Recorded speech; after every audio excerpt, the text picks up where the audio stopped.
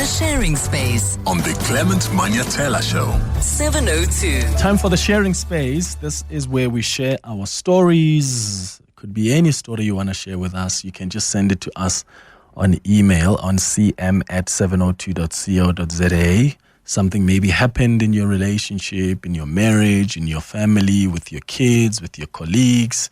Whatever it is that happened that you want to share with the 702 family.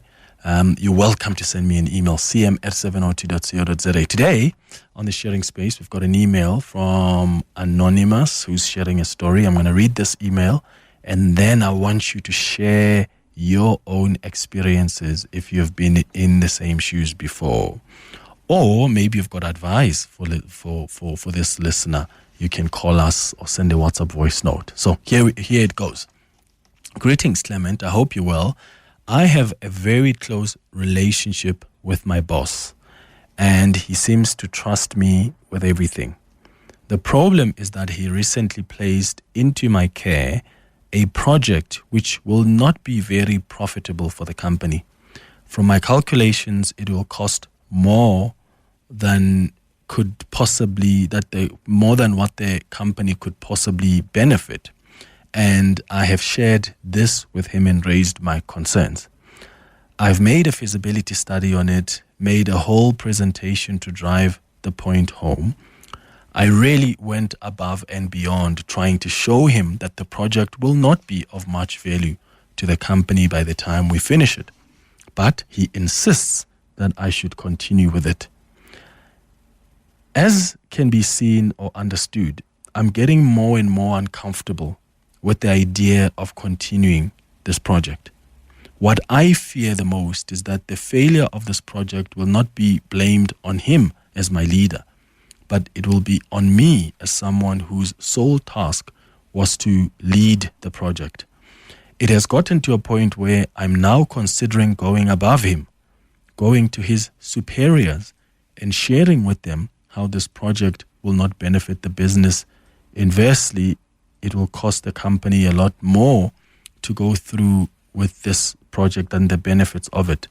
But because he trusts me so much, I feel that if I go above him straight to his superiors, it will break the trust and our relationship will no longer be the same.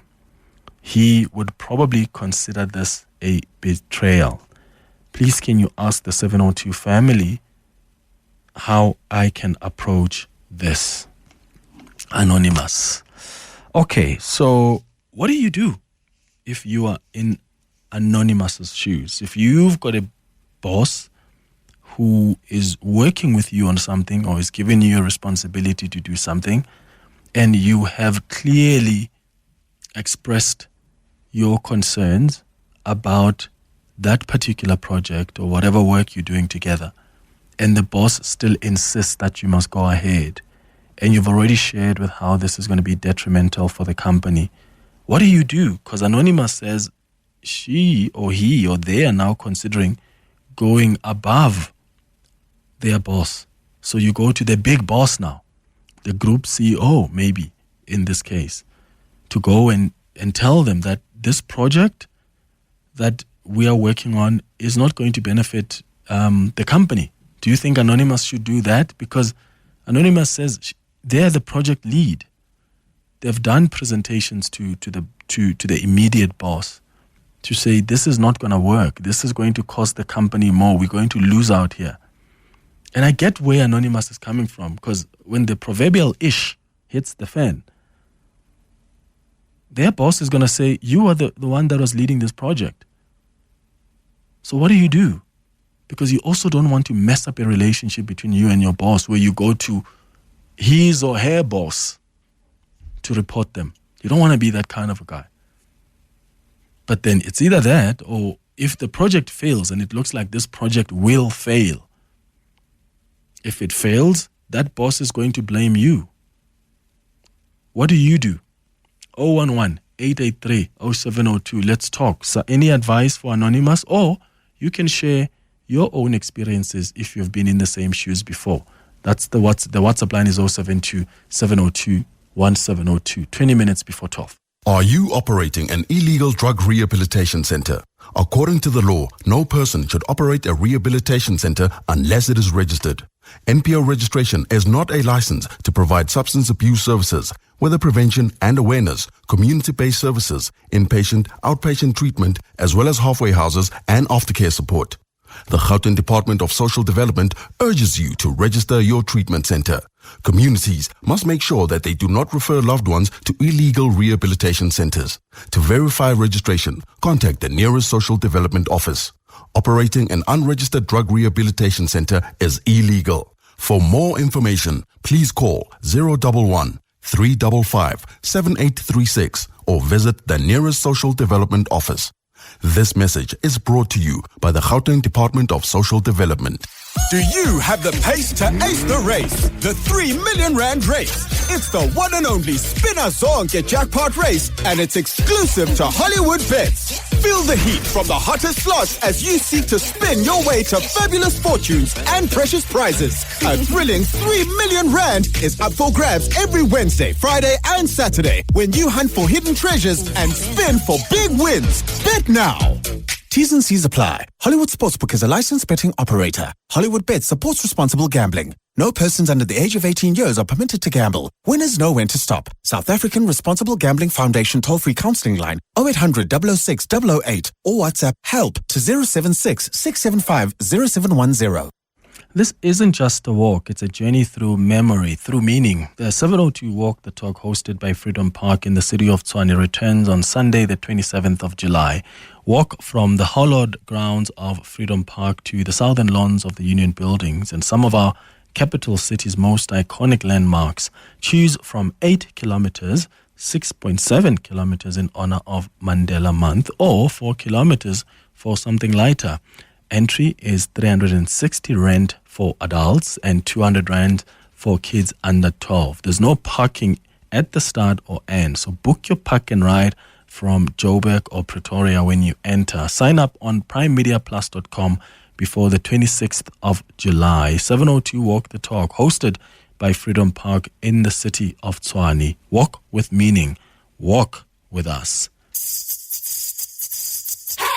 Live extra with Checkers and save with over 1,500 deals every week. Like selected Nivea body lotion or cream 400 mils for 56.99 each. Sprite, Schweppes, Stoney or Fanta soft drink 2 litre, any 2 for 32 rand. And Oma Auto liquid detergent 2 litre or capsules 22 pack, any 2 for 219 rand. Valid until Sunday at Checkers, Checkers Hyper or shop on 6060. The Sharing Space On the Clement Manyathela Show. 702. Right, 18 minutes before 12 o'clock, we've heard the conundrum that Anonymous is in. If you've got advice or you want to share your own experience on how you've dealt with an issue like that, please be so kind enough. Elijah, let's start with you. You're in Pretoria. Good morning. Good morning, Clement. Hey, Tada. Your boss tells you to go open a radio station in the Bermuda Triangle. You tell him it's not viable. He says, go open it. Now, this is not an unusual practice in some businesses, Clement. It happens now and again. And we need to ask why this happens. Usually, it's not about the outcome. It's about being seen to be doing something. So what needs to happen here, Anonymous should not necessarily escalate this matter. It will backfire on him. And I can tell you why, because he does not know the conversation that took part between his immediate boss and that boss's superior. So the instruction might be coming from the senior bosses. So what he needs to do at this point, he's done the assessment, so he needs to keep the assessment because he's communicated that to his boss already. He needs to prepare for the outcome. But what is key in the situation, he needs to ask his own boss to write a directive in writing to say, I have authorized that you go conduct this particular project. And and he needs to also mention why it is necessary for Anonymous to carry on with this particular project, regardless of the assessment that Anonymous has done.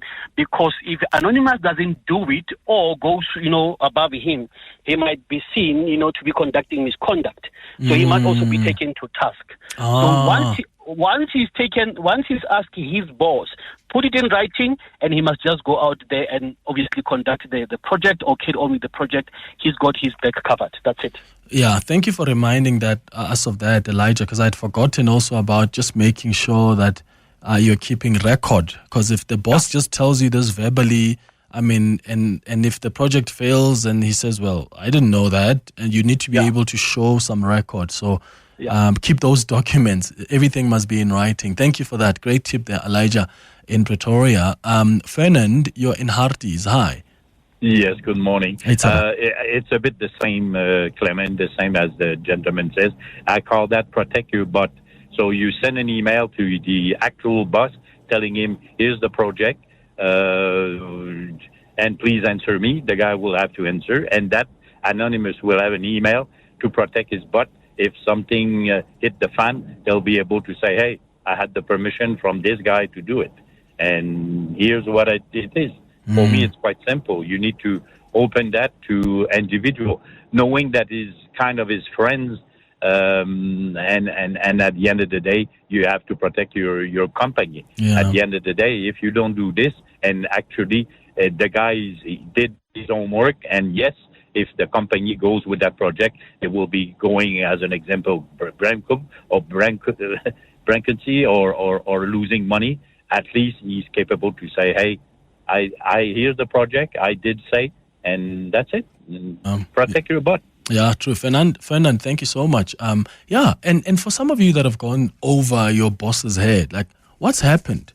So if you've ever gone over your manager, gone above your manager and went to your manager's boss, or your boss's boss, to report something or to raise a concern about something, how did that end up? Because our immediate managers don't want that. They still want that open door policy. But sometimes it's frustrating. You probably don't even have that relationship with your immediate manager. Or your own boss has not been listening to you and you are getting frustrated. Have you ever gone above your boss? And what happened afterwards? Fusi, you are in Vereeniging. Good morning. Good morning, Clement. How are you doing? I'm all right, man. Go ahead. Clement, my suggestion to Anonymous is very short. He or she should revive the subject in writing and request the boss to give a final go-ahead in writing. In my experience, a boss like that might actually say, why are you insisting on us communicating in writing?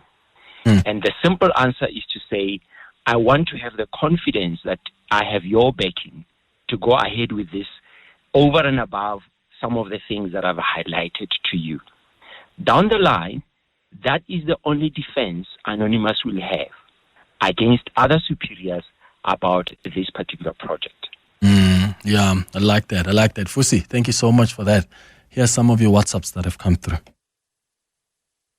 How's it, Clement and 702 family? If Anonymous's boss really trusted Anonymous, then the boss would have listened to the assessment and understood that the expert advises against it and would have implemented Anonymous's suggestions.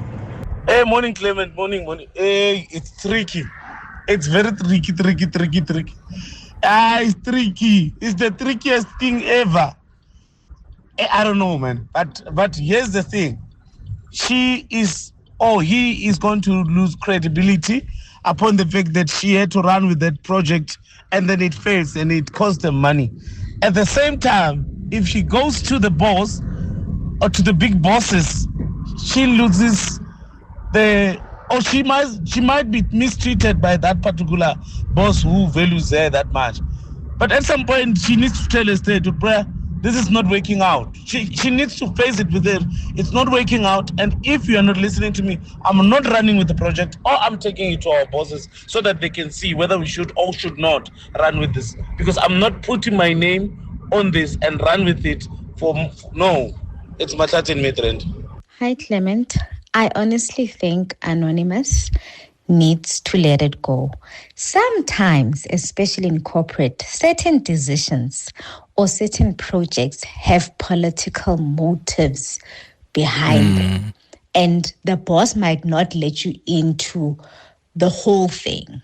And now you are going to be going to the superior, only to find out that the superior also knows the reason, and they have political reasons as well for that project. So my advice to Anonymous is sit down, mind your own business, puza manzi, and just work. When you just work there, that's it. Let it go. Do your work, and that's it.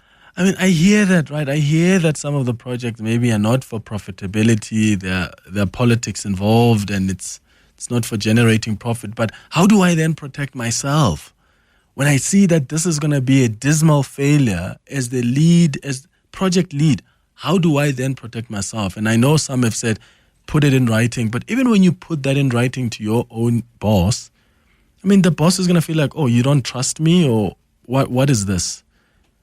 Oh, it is really tricky. I just wish the boss could be honest with Anonymous and say, listen, this is not even for profitability. This is just a pet project of, I don't know, the group CEO or whatever, or this is what we're doing it, Jay, for vibes. And be honest like that, because as an employee, then I can at least run the project knowing that my head is not going to be on the block. Yeah? Tabogo, you are in Rustenburg. Good morning. Hi, Clement. Can you hear me? Sure. Yes, thanks, Clement. I think the previous callers have actually hit the nail on the head. That's exactly what I wanted to say, that not all projects are meant to be profitable.